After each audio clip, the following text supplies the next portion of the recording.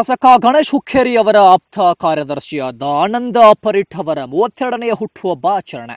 ಹೌದು, ಬೆಳಗಾವಿ ಜಿಲ್ಲೆಯ ಚಿಕ್ಕೋಡಿ ಪಟ್ಟಣದ ಇಂದಿರಾನಗರದಲ್ಲೇ ಚಿಕ್ಕೋಡಿ ಸದಲಗ ಕ್ಷೇತ್ರದ ಶಾಸಕ ಗಣೇಶ್ ಹುಕ್ಕೇರಿ ಅವರ ಆಪ್ತ ಕಾರ್ಯದರ್ಶಿಯಾದ ಆನಂದ ಪರಿಟ್ ಅವರು 32ನೇ ಹುಟ್ಟುಹಬ್ಬವನ್ನ ಕಾಂಗ್ರೆಸ್ ಕಾರ್ಯಕರ್ತರಿಂದ ಅತಿ ಉತ್ಸಾಹದಿಂದ ಆಚರಿಸಲಾಯಿತು.